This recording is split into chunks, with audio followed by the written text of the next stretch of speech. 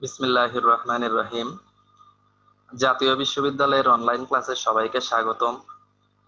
করোনাকালীন শিক্ষা কার্যক্রম চলমান রাখার স্বার্থে জাতীয় বিশ্ববিদ্যালয়ের উদ্যোগে অনলাইন ক্লাসে সংযুক্ত হতে পেরে আমি আনন্দিত। সবাইকে স্বাস্থ্যবিধি মেনে চলার আহ্বান জানাচ্ছি। আমি মোহাম্মদ আসাদুজ্জামান, প্রভাষক, রসায়ন বিভাগ, তেজগাঁও কলেজ, ঢাকা। অনার্স চতুর্থ বর্ষ অনলাইন ভিডিও ক্লাসের 2428007 এ বিষয় কোডের নিউক্লিয় রসায়নের উপরে আলোচনা করব। আমাদের আজকের লেকচারের শিরোনাম পারমাণবিক নিউক্লিয়াস ও এর ধর্মাবলী। Lecture number 2। সবাইকে স্বাগতম। এই পারমাণবিক নিউক্লিয়াস ও এর ধর্মাবলী এ অধ্যায়ের আলোচ্য সূচি সমূহ হচ্ছে পারমাণবিক গঠন। পারমাণবিক গঠনের মধ্যে আছে বিভিন্ন পারমাণবিক মডেল, এই মডেল সমূহের সীমাবদ্ধতা বা ত্রুটি সমূহ, পরমাণুর মৌলিক কণিকা সমূহ, পারমাণবিক ভর একক, রাদারফোর্ডের আলফা কণা পরীক্ষা, ইলেকট্রন তত্ত্ব, প্রোটন নিউট্রন তত্ত্ব, আইসোটোপ, আইসোবার, আইসোটোন, আইসোমার, নিউক্লিয় ব্যাসার্ধ, নিউক্লিয় বল, নিউক্লিয়াসের সুস্থিতি, নিউট্রন প্রোটন অনুপাত, নিউক্লিয়ন পৃথকীকরণ শক্তি, নিউক্লিয় বিভব বাধা, নিউক্লিয় মডেল। নিউক্লিয় মডেলের মধ্যে রয়েছে নিউক্লিয়ার তরল ফোটা মডেল, নিউক্লিয়াসে নিউক্লিয়ন মডেল। এ বিষয়সমূহই পারমাণবিক নিউক্লিয়াস ও এর ধর্মাবলী এ অধ্যায়ের আলোচ্য বিষয়। শুরুতেই চলে আসি ভূমিকা। পদার্থের ক্ষুদ্রতম একক অণু, যার স্বাধীন অস্তিত্ব আছে, আর অণুর ক্ষুদ্রতম কণা পরমাণু, যার স্বাধীন অস্তিত্ব নেই কিন্তু রাসায়নিক বিক্রিয়ায় অংশগ্রহণ করে।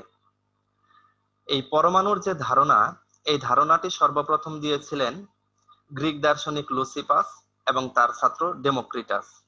লুসিপাস এবং তার ছাত্র ডেমোক্রিটাস সর্বপ্রথম অবিভাজ্য একরকম কণা, যেটিকে আমরা পরমাণু বলছি, এই ধারণাটি সর্বপ্রথম দিয়েছিলেন। ডেমোক্রিটাসের জন্মের 500 বছর পরে গ্রিক দার্শনিক অ্যারিস্টটল জন্মগ্রহণ করেন। অ্যারিস্টটল এসে ডেমোক্রিটাসের যে মতবাদ রয়েছে, এই মতবাদের সাথে দ্বিমত পোষণ করেন এবং পরবর্তীতে দেখা গেল তৎকালীন সময়ের যারা বিজ্ঞানী ছিল তারা সবাই অ্যারিস্টটলের মতবাদটাকে গ্রহণ করলো এবং ডেমোক্রিটাসের মতবাদটি চাপা পড়ে যায়। এরপরে 1803 সালে একজন ব্রিটিশ স্কুল শিক্ষক জন ডাল্টন এসে এই ডেমোক্রিটাসের যে মতবাদ, এটিকে আবার পুনরুজ্জীবিত করেন এবং ডাল্টন পরমাণুর গঠন সম্পর্কে একটি গ্রহণযোগ্য বৈজ্ঞানিক মতবাদ উপস্থাপন করেন। তার মতবাদ অনুসারে পদার্থের ক্ষুদ্রাতি ক্ষুদ্র কণিকাগুলো সম্পর্কে কিছু বিষয়কে মেনে নেওয়া হয়েছে, যাকে স্বীকার্য বলে। এ মতবাদ অনুসারে 2 ধরনের পরমাণুর ধারণা দেয়া হয়। মৌলিক পদার্থের অবিভাজ্য ক্ষুদ্রতম কণাকে সরল পরমাণু, আর যৌগিক পদার্থের ক্ষুদ্রতম কণাকে যৌগিক পরমাণু বলা হয়। বর্তমানে যৌগিক পরমাণুকে অণু বলা হয়। তো এই মতবাদের প্রধান স্বীকার্য সমূহ ছিল যে প্রত্যেক পদার্থই অসংখ্য ক্ষুদ্র ক্ষুদ্র পরমাণু দ্বারা বা অ্যাটম দ্বারা গঠিত। পরমাণু সমূহ অবিভাজ্য এবং অবিনাশী। শুধু পরমাণু সমূহই রাসায়নিক বিক্রিয়ায় অংশগ্রহণ করতে পারে। রাসায়নিক বিক্রিয়ায় পরমাণু সমূহ পুনর্বিন্যস্ত হয়ে উৎপাদ সৃষ্টি করে এবং নতুন কোন পরমাণু সৃষ্টি বা ধ্বংস হয় না। একই পদার্থের সবগুলো পরমাণুর ভর সমান এবং ধর্ম একই, কিন্তু ভিন্ন ভিন্ন পদার্থের পরমাণুর ভর ও ধর্ম আলাদা। যৌগে পরমাণু সমূহ নির্দিষ্ট পূর্ণ সংখ্যার সরল অনুপাতে যুক্ত হয়। ডাল্টনের পরমাণুবাদ রসায়নের বৈজ্ঞানিক ভিত্তি তৈরি করেছে, এজন্য জন ডাল্টনকে আধুনিক রসায়নের জনক বলা হয়। পদার্থের গঠন এবং কয়েকটি মৌলিক ধর্ম ব্যাখ্যায় কিছু সাফল্য থাকলেও এ তত্ত্বে অনেক সীমাবদ্ধতা রয়েছে। ডাল্টনের পরমাণুবাদের প্রথম যে কথা, পরমাণু সমূহ অবিভাজ্য, এদেরকে সৃষ্টিও করা যায় না, ধ্বংসও করা যায় না। কিন্তু এই পরমাণুর যে মৌলিক কণিকা সমূহ, এগুলো আবিষ্কারের পরে প্রমাণিত হয়েছে পরমাণু বিভাজ্য, অর্থাৎ পরমাণুকে ভাঙলে আমরা বিভিন্ন ধরনের মূল কণিকা পেয়ে থাকি। দ্বিতীয় যে ত্রুটিটি ছিল সেটি হচ্ছে ডাল্টনের পারমাণবিক মতবাদে একই পদার্থের সকল পরমাণুর ধর্ম এবং ভর অভিন্ন, কিন্তু আইসোটোপ আবিষ্কারের পরে আমরা দেখতে পাচ্ছি একই পদার্থেরই বিভিন্ন ভরের পরমাণু রয়েছে। যেমন হাইড্রোজেনের সাধারণ অবস্থাতে 3 ধরনের আইসোটোপ রয়েছে: প্রোটিয়াম, ডিউটেরিয়াম, ট্রিটিয়াম। এখানে প্রত্যেকটাই হাইড্রোজেন, কিন্তু তাদের ধর্মও আলাদা এবং প্রত্যেকের ভর আলাদা। ডাল্টনের পারমাণবিক মতবাদের কথা ছিল পরমাণু যদি একই হয় তাদের ধর্মও এক হবে, ভর এক হবে, কিন্তু আমরা এক্ষেত্রে দেখতেছি যে পরমাণু আলাদা হলেও তাদের ধর্ম এবং ভর ভিন্ন হয়ে গেছে। ডাল্টনের পরমাণুবাদের আরেকটি কথা ছিল বিভিন্ন পদার্থের পরমাণুর ধর্ম ও ভর বিভিন্ন, অর্থাৎ পরমাণু যদি আলাদা হয় তাদের ধর্ম আলাদা হবে, তাদের ভর আলাদা হবে। কপার এবং জিঙ্ক দুজনের পারমাণবিক সংখ্যা, কপারের 29, জিঙ্কের 30, কিন্তু দুজনেরই একটি করে আইসোটোপ রয়েছে। কপারের একটি আইসোটোপ রয়েছে, তার ভর 64, জিঙ্কের একটি আইসোটোপ রয়েছে, তার ভর 64। ডাল্টনের পরমাণুবাদে যদি দেখা যায় মৌল ভিন্ন হয় তাদের ভর ভিন্ন হবার কথা, কিন্তু আমরা দেখতেছি এখানে কপার এবং জিঙ্ক দুটি আলাদা পরমাণু হলেও তাদের ভর একই, অথচ ডাল্টনের পরমাণুবাদের কথা ছিল যে পরমাণু আলাদা হলে তাদের ধর্ম এবং ভর ভিন্ন হবে। আচ্ছা, তারপরে পরমাণু সমূহ সবসময় সরল অনুপাতে যুক্ত হয়ে যৌগ গঠন করার কথা থাকলেও দেখা গেছে যে অনেক ক্ষেত্রে এর ব্যতিক্রম পরিলক্ষিত হয়। এই হচ্ছে ডাল্টনের পরমাণুবাদের ত্রুটি সমূহ। পরমাণুর বিভিন্ন ধরনের মৌলিক কণিকা আবিষ্কারের পরে বিজ্ঞানীদের ভিতরে জানার আগ্রহ জাগলো তাহলে পরমাণু সমূহ কিভাবে গঠিত। এ সম্পর্কে বিভিন্ন জন বিভিন্ন মতবাদ ব্যক্ত করেন। পরমাণু সম্পর্কে সর্বপ্রথম যে মডেলটি দেওয়া হয়েছিল সেটি হচ্ছে থমসনের পারমাণবিক মডেল। এই থমসনের পারমাণবিক মডেলটি আমরা যদি চিত্রে খেয়াল করি তাহলে দেখব যে থমসনের পারমাণবিক মডেলটি ছিল যে সমস্ত পরমাণুকে একটি ধনাত্মক চার্জ বিশিষ্ট গোলক রূপে কল্পনা করা হয়েছে এবং এই ধনাত্মক চার্জযুক্ত গোলকে ঋণাত্মক চার্জযুক্ত ইলেকট্রনগুলো ছড়িয়ে ছিটিয়ে রয়েছে। থমসনের পারমাণবিক মডেলের মূল কথা হচ্ছে যে সমস্ত পরমাণুটা একটি ধনাত্মক চার্জ বিশিষ্ট গোলক, এই ধনাত্মক চার্জ বিশিষ্ট গোলকে ঋণাত্মক চার্জযুক্ত ইলেকট্রনগুলো ছড়িয়ে ছিটিয়ে আছে। অনেকটাই পুডিং এর ভিতরে যেরকম কিসমিস ছড়িয়ে থাকে সেরকম ভাবে এখানে ধনাত্মক চার্জের ভিতরে ঋণাত্মক চার্জগুলো ছড়িয়ে ছিটিয়ে আছে। এই থমসনের যে পারমাণবিক মডেলটি এটি খুব বেশি সমাদৃত হয়নি। থমসনের পারমাণবিক মডেলের পরে একটি বিখ্যাত পারমাণবিক মডেল দেওয়া হয়, সেটি হচ্ছে রাদারফোর্ডের পারমাণবিক মডেল। রাদারফোর্ড তার পারমাণবিক মডেলটি দেবার পূর্বে একটি বিখ্যাত পরীক্ষা চালান যেটিকে বলা হয় রাদারফোর্ডের আলফা কণা বিচ্ছুরণ পরীক্ষা বা রাদারফোর্ডের স্বর্ণপাত পরীক্ষাও বলা হয়। রাদারফোর্ডের স্বর্ণপাত পরীক্ষাটি ছিল এরকম যে রাদারফোর্ড একটি তেজস্ক্রিয় উৎস থেকে নির্গত আলফা রশ্মিকে স্বর্ণের পাতলা পাতের উপরে নিক্ষেপ করেন। স্বর্ণপাতের পেছনে একটি ফ্লুরোসেন্ট স্ক্রিন রাখেন। উনি জিঙ্ক সালফাইডের একটি পর্দা রাখেন। এই জিঙ্ক সালফাইডের পর্দার উপরে আলফা কণা যদি আঘাত করে তাহলে এটি দেখা গেছে ফ্ল্যাশ লাইটের মতো জ্বলে ওঠে। রাদারফোর্ড এই তার স্বর্ণপাত পরীক্ষাতে কিছু পর্যবেক্ষণ দেখলেন। তার পর্যবেক্ষণগুলো ছিল যে উনি দেখলেন অধিকাংশ আলফা কণা সোজাসুজি চলে গেছে, সামান্য কিছু আলফা কণা সামান্য বেঁকে গেলেও প্রতি 20,000 কণিকার ভিতরে একটি কণিকা সম্পূর্ণ বিপরীত দিকে, অর্থাৎ এই 20,000 কণিকার ভিতরে একটি কণিকা বিপরীত দিকে আবার ফেরত গিয়েছে। এই ছিল রাদারফোর্ডের পর্যবেক্ষণ। রাদারফোর্ড তার এই পর্যবেক্ষণের উপর ভিত্তি করে কিছু সিদ্ধান্তে উপনীত হন। রাদারফোর্ডের সিদ্ধান্ত ছিল যেহেতু অধিকাংশ আলফা কণাগুলো সোজাসুজি চলে গেছে তাহলে পরমাণুর অধিকাংশ জায়গাগুলো ফাঁকা, কারণ অধিকাংশ জায়গাগুলো যদি ফাঁকা না হতো তাহলে এখানে আলফা কণা সোজাসুজি ভেদ করে চলে যেতে পারতো না। একটি নিরেট অঞ্চল থাকলে সেই নিরেট অঞ্চলের ভিতর দিয়ে আলফা কণা সোজাসুজি গমন করতে পারতো না, তাহলে পরমাণুর অধিকাংশ জায়গাগুলো অবশ্যই ফাঁকা এবং এই ফাঁকা জায়গা দিয়ে আলফা কণা সোজাসুজি চলে গেছে। দ্বিতীয় যে ওনার সিদ্ধান্ত ছিল সেটি হচ্ছে যে পরমাণুতে একটি ভারী অঞ্চল রয়েছে, এই ভারী জায়গাটাকে উনি নাম দিয়েছেন নিউক্লিয়াস এবং বললেন যে এই নিউক্লিয়াসের আয়তন অত্যন্ত নগণ্য কিন্তু নিউক্লিয়াসটার চার্জ রয়েছে। কারণ উনি পূর্বে থেকে জানতেন আলফা কণা সমূহ ধনাত্মক চার্জযুক্ত। তাহলে ধনাত্মক চার্জযুক্ত যেহেতু কোনো একটা বিকর্ষণের কারণে পেছন দিকে ফেরত এসেছে, তাহলে নিউক্লিয়াসটাও অবশ্যই ধনাত্মক চার্জযুক্ত। এ কারণে আলফা ধনাত্মক চার্জযুক্ত কণিকা ছিল আর নিউক্লিয়াস ধনাত্মক চার্জযুক্ত। এদের বিকর্ষণের কারণে আলফা কণা পেছন দিকে ফেরত গিয়েছে। এই ছিল হচ্ছে রাদারফোর্ডের পর্যবেক্ষণ। রাদারফোর্ড তার এই পর্যবেক্ষণের উপর ভিত্তি করে তার বিখ্যাত পারমাণবিক মডেলটি উপস্থাপন করেন। 1911 সালে প্রদত্ত এই রাদারফোর্ড সাহেবের পারমাণবিক মডেলটির মূল কথা হলো, একটি পরমাণুতে দুইটি অঞ্চল থাকবে, একটি হচ্ছে কেন্দ্র বা নিউক্লিয়াস আর একটি হচ্ছে নিউক্লিয়াস বহির্ভূত অঞ্চল। এই নিউক্লিয়াসকে কেন্দ্র করে ঋণাত্মক চার্জযুক্ত ইলেকট্রন সমূহ আবর্তন করতে থাকবে। অনেকটাই সৌরজগতে সূর্যের চারদিকে গ্রহসমূহ যেরকম ভাবে আবর্তন করে, তেমনি এই নিউক্লিয়াসকে কেন্দ্র করে ইলেকট্রন সমূহ আবর্তন করবে। দ্বিতীয় কথা হলো যে সমস্ত পরমাণুর তুলনায় এই নিউক্লিয়াসটার আয়তন অত্যন্ত নগণ্য, কিন্তু পরমাণুর অধিকাংশ ভর এর নিউক্লিয়াসে কেন্দ্রীভূত থাকবে।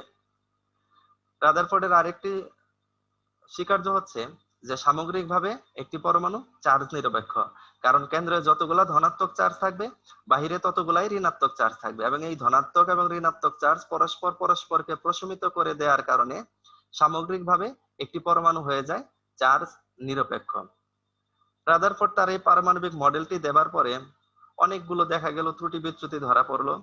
একটি হচ্ছে সৌরজগতে সূর্যের গ্রহসমূহ চার্জ নিরপেক্ষ, অন্যদিকে এই পরমাণুতে যে কণিকাগুলো আছে এরা হচ্ছে চার্জযুক্ত।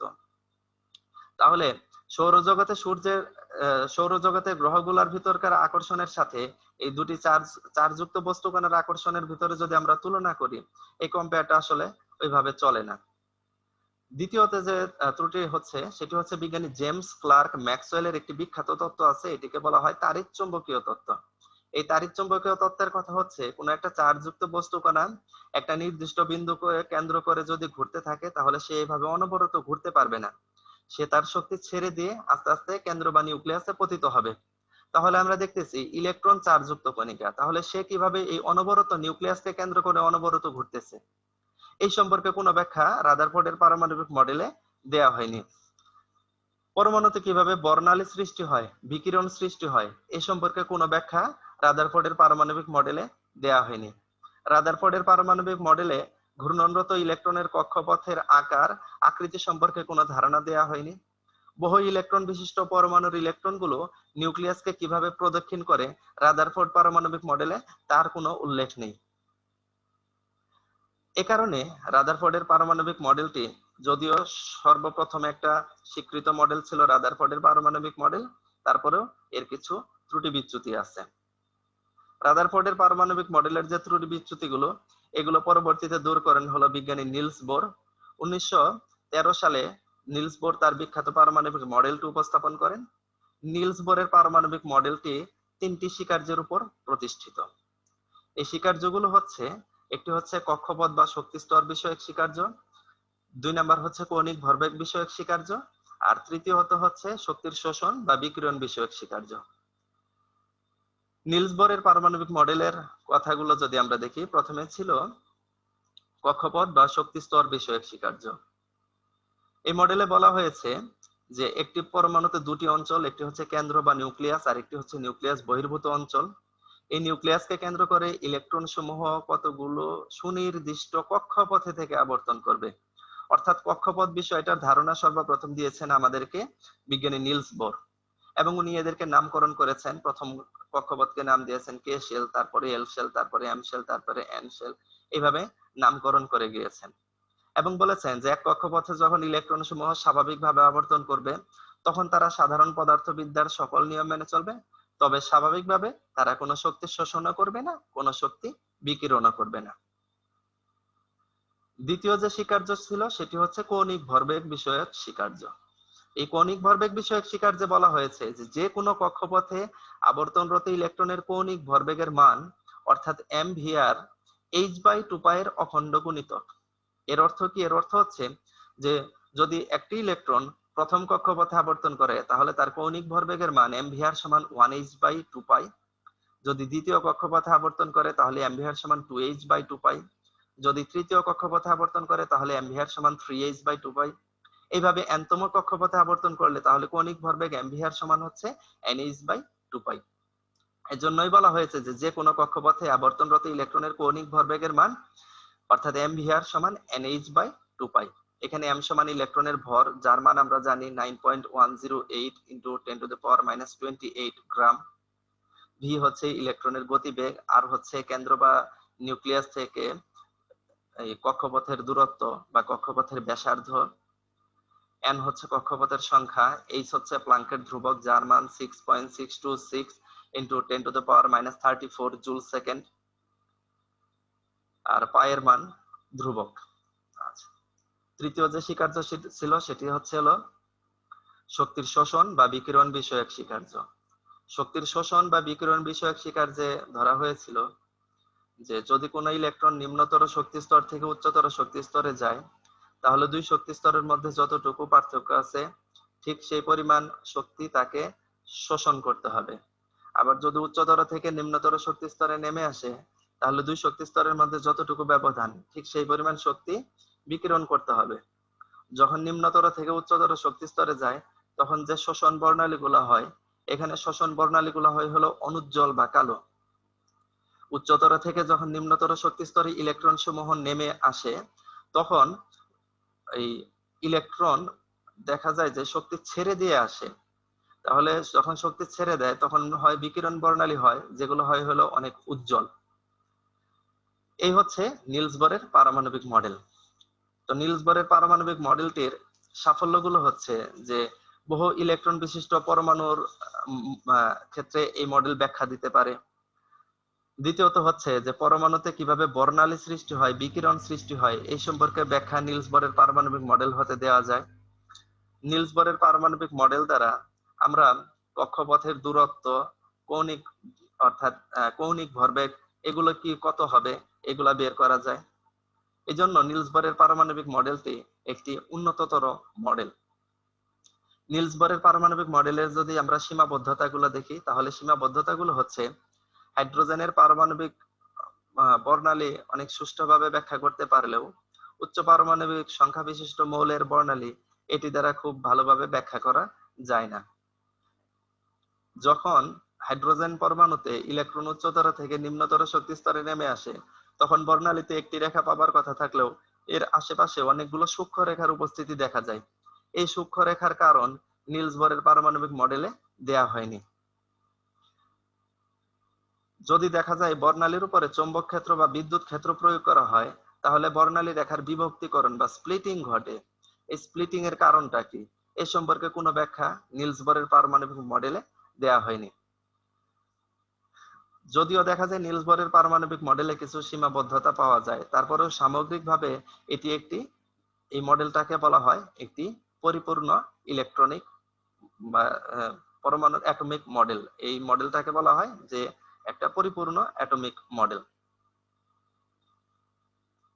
এরপর আমরা আসি পরমাণুর মৌলিক কণিকা সমূহ।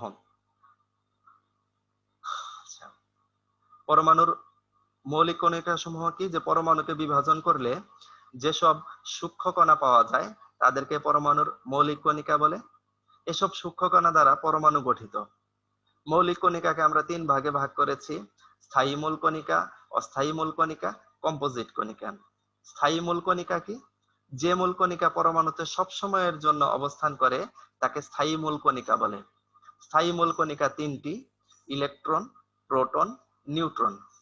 অস্থায়ী মূল কণিকা হচ্ছে যে সমস্ত মূল কণিকা পরমাণুতে স্বল্প সময়ের জন্য অবস্থান করে এবং উৎপন্ন হবার কিছু সময় পরে বিলীন হয়ে যায়, তাদেরকে অস্থায়ী মৌলিক কণিকা বলে। অস্থায়ী মৌলিক কণিকার মধ্যে রয়েছে নিউট্রিনো, অ্যান্টিনিউট্রিনো, পজিট্রন, বোসন ইত্যাদি। কম্পোজিট কণিকা, কম্পোজিট কণিকাগুলো পরমাণুর স্থায়ী কণিকা নয়।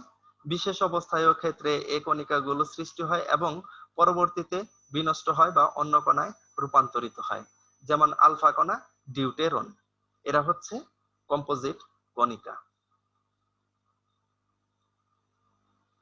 পরমাণুর তিনটি যে স্থায়ী মূল কণিকা রয়েছে এদের সম্পর্কে যদি আমরা আলোচনা করি, সর্বপ্রথমে আলোচনা করব ইলেকট্রন। 1897 সালে sir J J Thomson cathode রশ্মির পরীক্ষা নিরীক্ষার সময় ইলেকট্রনের অস্তিত্ব আবিষ্কার করেন।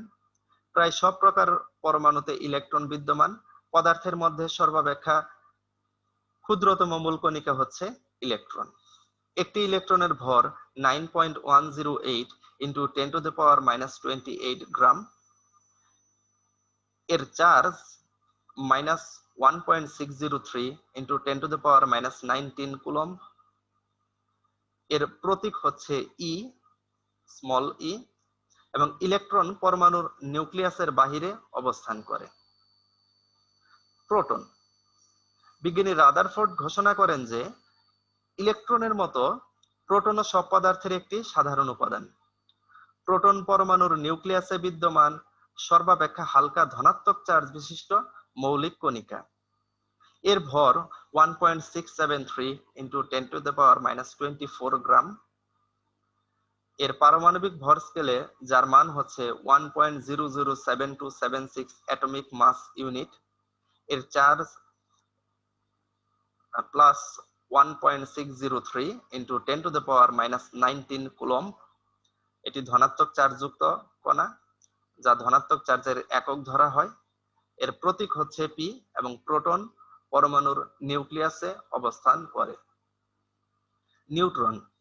বিজ্ঞানী জেমস চ্যাডউইক 1932 সালে নিউট্রন সম্পর্কে ধারণা দেন এবং এ সিদ্ধান্তে উপনীত হন যে হাইড্রোজেন 1 ব্যতীত, অর্থাৎ প্রোটিয়াম ব্যতীত অন্য যে কোনো পরমাণুর অভ্যন্তরে নিউট্রন বিদ্যমান থাকে। নিউট্রনের ভর 1.675 ইন্টু 10⁻⁻24 গ্রাম, যা ইলেকট্রনের ভরের 1837 গুণ।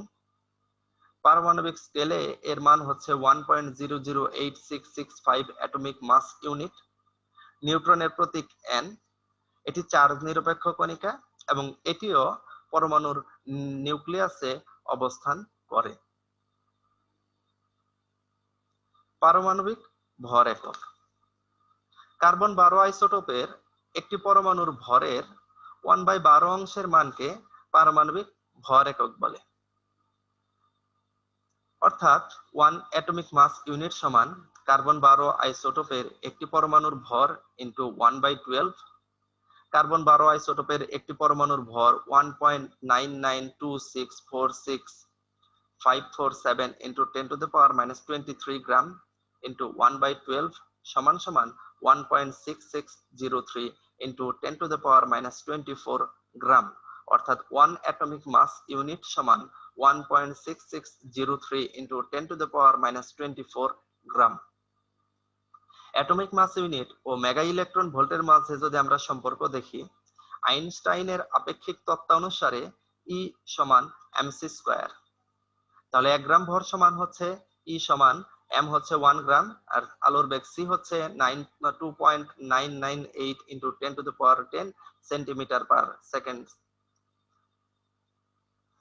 তাহলে এই সব মিলিয়ে 1 গ্রাম ভর সমান আসে হলো 8.9889 into 10⁻20 erg. 1 atomic mass unit সমান তাহলে 1.6603 ইন্টু 10⁻⁻24 গ্রাম। অ্যাটমিক মাস ইউনিটকে আমরা যদি ইয়েতে নিয়ে যাই, অর্থাৎ অ্যাটমিক মাস ইউনিট থেকে আমরা কিসে নিয়ে যাব, অর্থাৎ আর্গে নিয়ে যাই, তাহলে 1 গ্রাম সমান হচ্ছে 8.9889 ইন্টু 10⁻⁻20 আর্গ।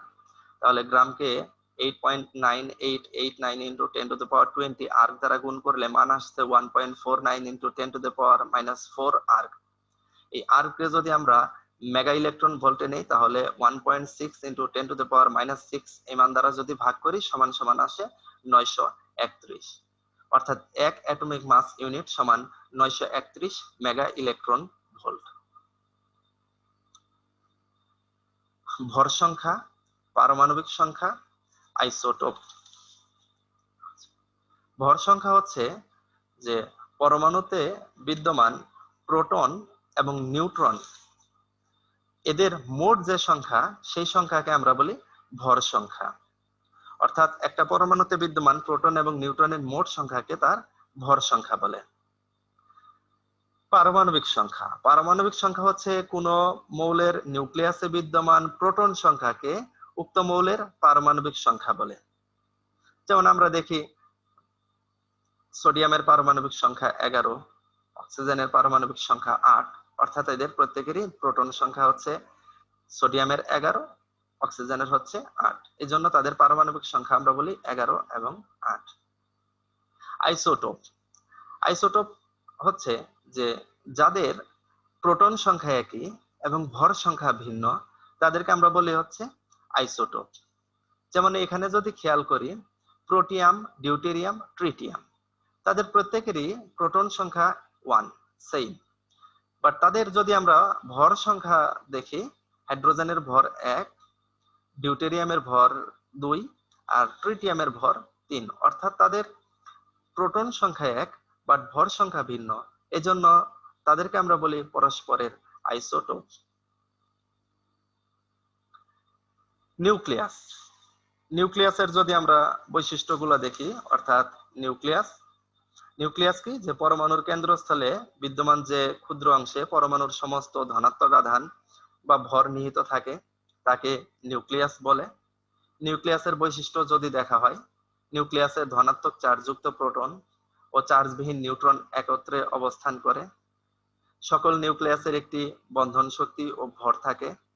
নিউক্লিয়াসের ব্যাসার্ধ পরমাণুর তুলনায় অত্যন্ত নগণ্য এবং নিউক্লিয়াসের ব্যাসার্ধ বের করার একটি সূত্র আছে, R সমান R0 into a to the power 1/3, যেখানে R0 এর মান হচ্ছে 1.4 ফেমটোমিটার। এ হচ্ছে নিউক্লিয়াসের ভর। নিউক্লিয়াসের আয়তন V সমান 4/3 পাই r কিউব।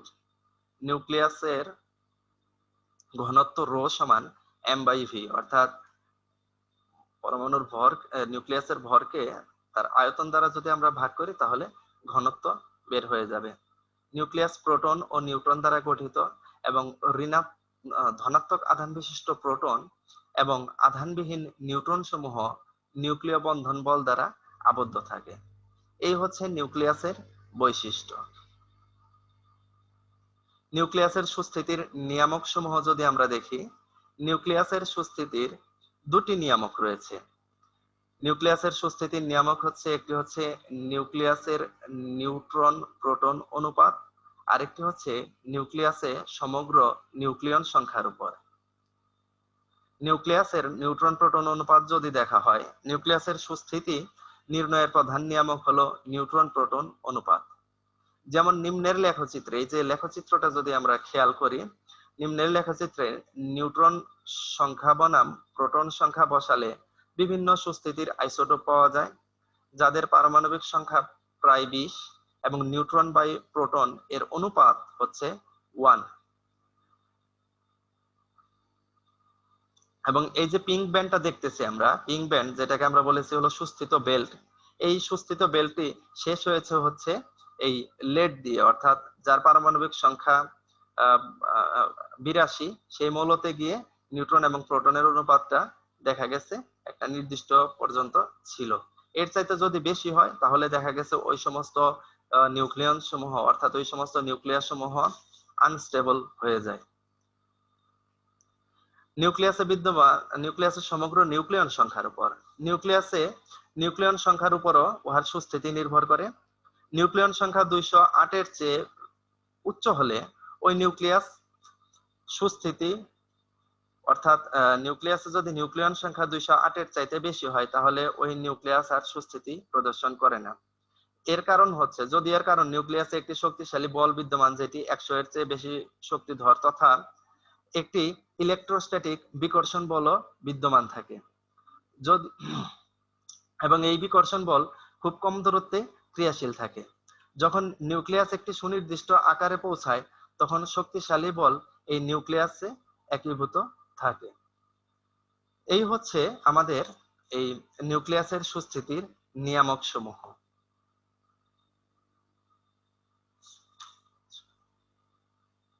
এরপরে আমরা কিছু সাধারণ জিনিস সম্পর্কে জানবো। Isotope, isobar, isotone, nuclear isomer, mirror nucleus, isodiaphere. শুরুতে আমরা আসি আইসোটোপ। আইসোটোপ কাদেরকে বলেছি? আইসোটোপ হচ্ছে যাদের প্রোটন সংখ্যা একই কিন্তু ভর সংখ্যা ভিন্ন, তাদেরকে আমরা বলি পরস্পরের আইসোটোপ। এই আইসোটোপ সমূহের যদি আমরা বৈশিষ্ট্য সমূহ দেখি তাহলে দেখব এরা একই মৌলের পরমাণু, এদের প্রোটন সংখ্যা সমান কিন্তু নিউট্রন সংখ্যা ভিন্ন হওয়ায় এদের ভর সংখ্যা ভিন্ন। এদের রাসায়নিক বৈশিষ্ট্য একই হলেও কিছু ভৌত ধর্মে পার্থক্য দেখা যায়।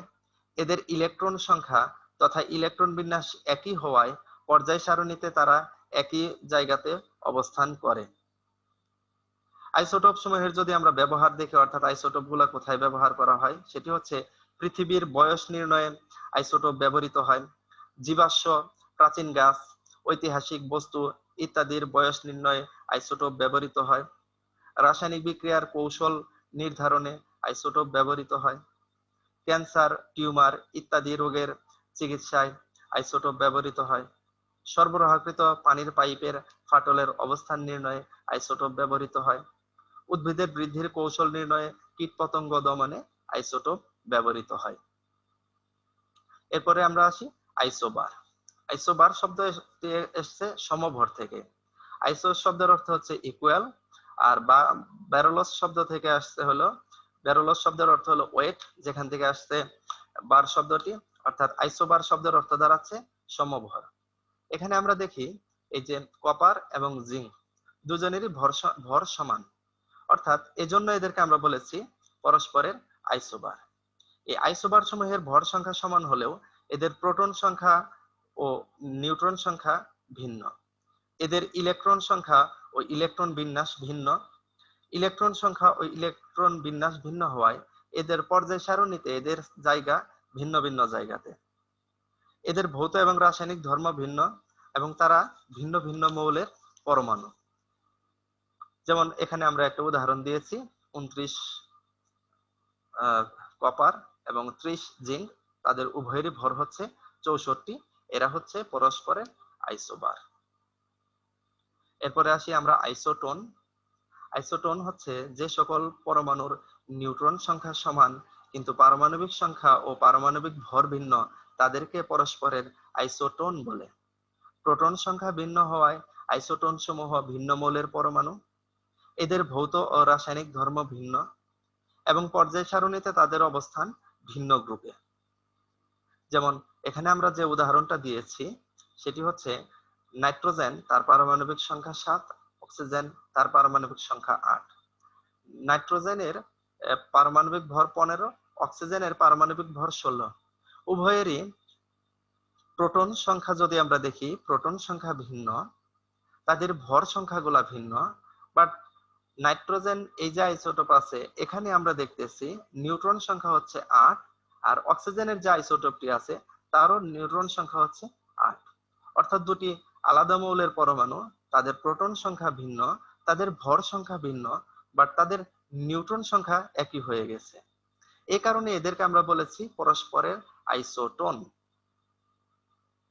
এরপরে আসি নিউক্লিয়ার আইসোমার। নিউক্লিয়ার আইসোমার সমূহ হচ্ছে যেসব পরমাণুর পারমাণবিক সংখ্যা ও ভর সংখ্যা সমান কিন্তু তেজস্ক্রিয় ধর্ম ভিন্ন, তাদেরকে নিউক্লিয়ার আইসোমার বলে। এদের ইলেকট্রন, প্রোটন ও নিউট্রন সংখ্যা একই কিন্তু নিউক্লিয়াসের ভিতরে শক্তির পার্থক্য থাকায় তেজস্ক্রিয়তা ধর্মে ভিন্ন হয়। যেমন কোবাল্ট 60 এর যে আইসোটোপটি উচ্চ শক্তি স্তরে অবস্থান করে,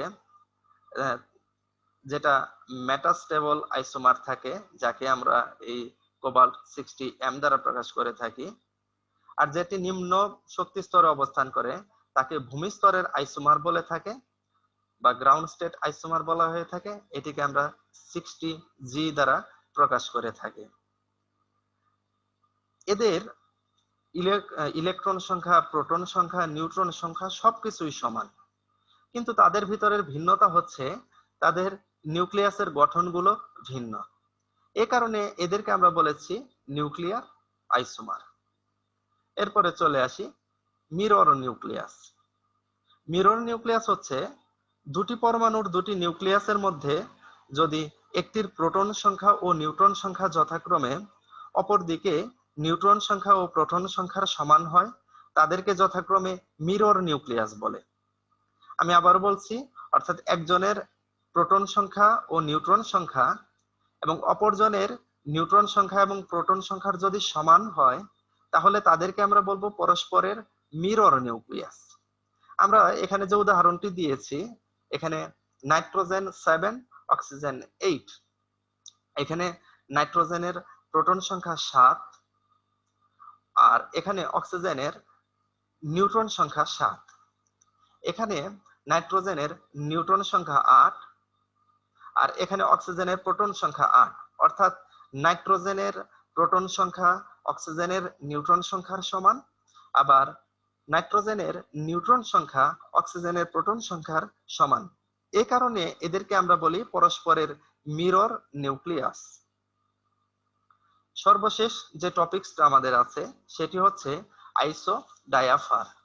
আইসোডায়াফার কি? আইসোডায়াফার হচ্ছে যেসব পরমাণুর নিউক্লিয়াসের প্রোটন ও নিউট্রন সংখ্যার পার্থক্য সমান, তাদেরকে পরস্পরের আইসোডায়াফার বলে। আমি আবারও বলছি, যেসব পরমাণুর নিউক্লিয়াসের প্রোটন ও নিউট্রন সংখ্যার পার্থক্য সমান থাকবে, তাদেরকে আমরা বলবো পরস্পরের আইসোডায়াফার। পটাশিয়ামের যে আইসোটোপটি আছে, এখানে যদি দেখি, পটাশিয়ামের ক্ষেত্রে তার প্রোটন সংখ্যা হচ্ছে 19, তার নিউট্রন সংখ্যা যদি আমরা দেখি তাহলে 42 থেকে 19 বাদ দিলে নিউট্রন সংখ্যা হবে 23। তাহলে সেক্ষেত্রে তার নিউট্রন সংখ্যা 23, প্রোটন সংখ্যা 19, নিউট্রন এবং প্রোটন সংখ্যার পার্থক্য হচ্ছে 4। ক্যালসিয়ামের ক্ষেত্রে তার প্রোটন সংখ্যা 20, তার নিউট্রন সংখ্যা 24, তাহলে নিউট্রন এবং প্রোটন সংখ্যার পার্থক্য হচ্ছে 4। অর্থাৎ এই যে দুটি নিউক্লিয়াস আমরা দেখতেছি, অর্থাৎ এখানে পটাশিয়ামের আইসোটোপ, এখানে ক্যালসিয়ামের আইসোটোপ, তাদের ক্ষেত্রে আমরা দেখতেছি তাদের প্রোটন সংখ্যাও ভিন্ন, তাদের নিউট্রন সংখ্যাও ভিন্ন, তাদের ভর সংখ্যাও ভিন্ন। শুধু তাদের ভিতরে মিল কোনটুকু রয়েছে? তাদের ভিতরে মিল হচ্ছে তাদের প্রোটন এবং নিউট্রন সংখ্যার যে পার্থক্য, সেটি দেখা যায় মিল আছে। এখানে পটাশিয়ামের ক্ষেত্রে তার প্রোটন সংখ্যা 19, নিউট্রন সংখ্যা 23, প্রোটন এবং নিউট্রন সংখ্যার পার্থক্য 4।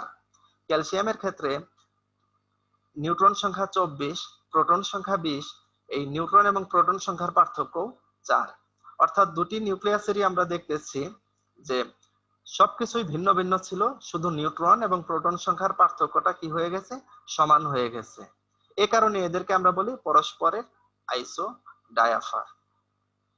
তো প্রিয় শিক্ষার্থীবৃন্দ, আজকে আমরা যে টপিকস গুলো পড়লাম, এই টপিকস গুলো আমাদের এই নিউক্লিয় রসায়নের মধ্যে অত্যন্ত গুরুত্বপূর্ণ। তোমাদের কাছে অনুরোধ থাকবে, তোমরা বাসায় আজকের যে লেকচারটুকু পড়ানো হলো, এই লেকচারগুলো বাসায় প্র্যাকটিস করবে। বাসায় যদি প্র্যাকটিস করো তাহলে দেখা যাবে যে এই জিনিসগুলো আমাদের খুব ভালোভাবে মনে থাকবে। করোনাকালীন এই সময়ে তোমরা যারা এই আমার সাথে এই ক্লাসে অংশগ্রহণ করেছো, তোমাদের সবাইকে আবারও আমি ধন্যবাদ জানাই। সবাইকে আবারও স্বাস্থ্যবিধি মেনে চলার আহ্বান জানাচ্ছি। সবাই স্বাস্থ্যবিধি মেনে, সামাজিক দূরত্ব মেনে সুস্থ থাকো, নিরাপদে থাকো। আজকে এ পর্যন্তই থাকবে। সবাইকে অসংখ্য ধন্যবাদ। আল্লাহ হাফেজ।